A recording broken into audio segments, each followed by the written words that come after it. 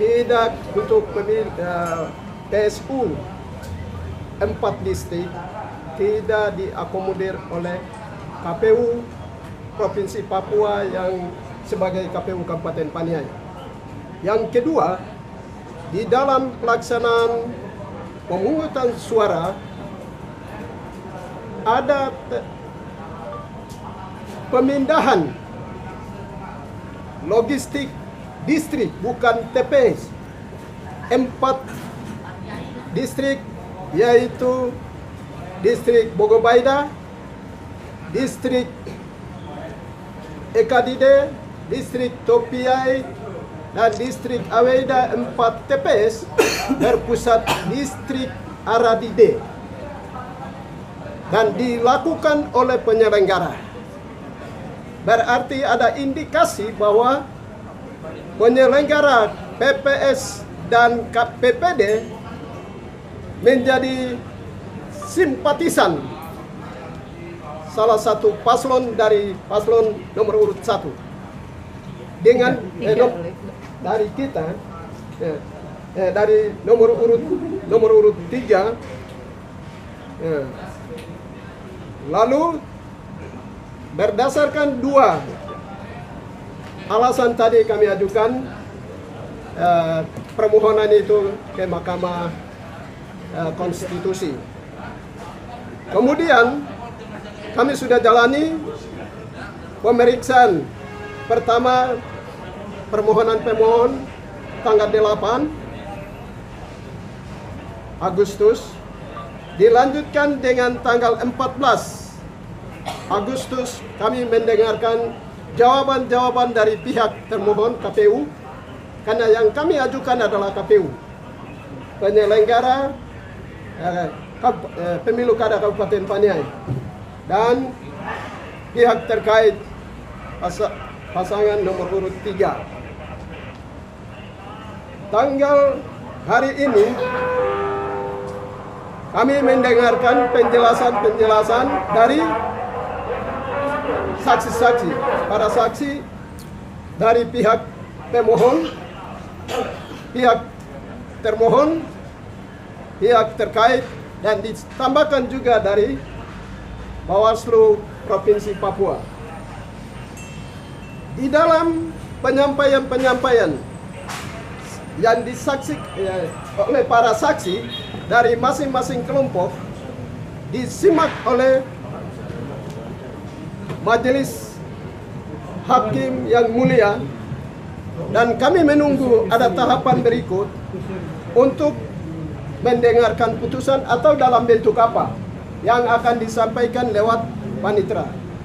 Untuk itu, kami berharap dari pasangan nomor urut 1, setelah mengkaji bukti-bukti yang telah kami sampaikan, mari kita hargai semua undang-undang dan peraturan-peraturan dari KPU sendiri, kemudian undang-undang yang ada, untuk mengangkat dan memutuskan dan seadil-adilnya sesuai dengan bukti fakta yang sudah kami masukkan.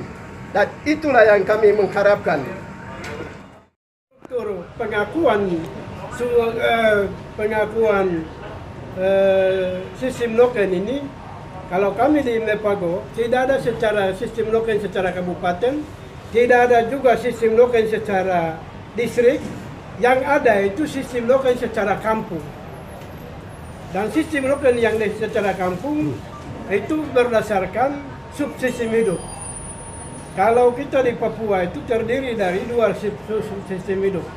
Kalau di daerah sekitar pesisir itu subsistemnya pramu, nomaden, dia berpindah-pindah. Tapi kalau kita daratan gunung, ini subsistem hidupnya itu menetap, tidak pindah-pindah dari leluhur sampai ke bawah. Di dalam menentukan sistem noken ini, ini besi kaum kerabat yang ada di dalam suatu perkampungan, mereka juga bukan asal memberikan begitu saja suara kepada orang yang dipaksa, tapi mereka juga punya hitung-hitungannya ke sana. Hitung-hitungannya apa kepentingan ke kampungnya, apa kepentingannya mereka punya anak cucu ke depannya apa, pejabat yang lain apa, nanti seperti apa, apakah dia bisa bangun dan tidak dan sebagainya. Ini yang ada. Lalu di dalamnya itu yang kami sengketakan, yang ada itu penyimpangan demokrasi yang sesungguhnya yang diharapkan oleh negara. Yang pertama itu logistik begitu dikeluarkan oleh KPU, dibawa kabur oleh PPD dan CPS-PPS.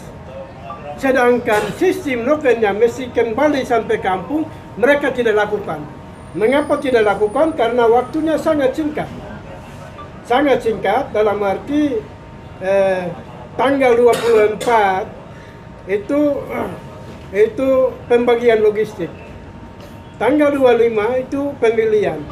Tanggal 26 itu pleno PPD. Tanggal 27 dan 8 itu pleno tingkat kabupaten. Tidak ada waktu untuk bawa turun supaya di tingkat kampung di bawah melakukan sistem noken, musyawarah mufakat tidak ada.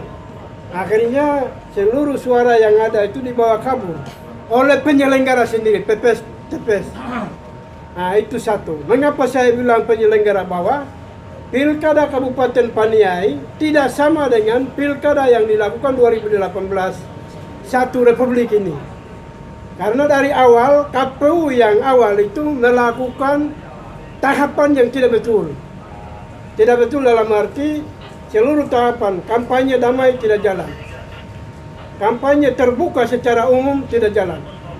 Kampanye tertutup tidak jalan. Debat kandidat tidak jalan. Bahkan secara nasional, kalender nasional itu 27 Juni bukan Juli. Itu saja mogok karena ulangnya KPU yang lama.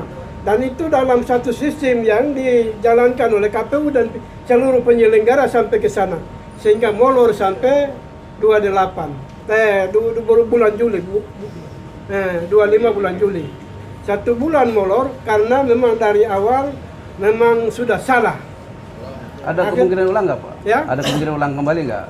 Kami harap karena demokrasi sangat menyimpang, kami minta diskualifikasi kepada Mahkamah Konstitusi. Ya, kami tidak mengendaki kalau dis kembali terjadi konflik yang besar-besaran, Republik akan pusing.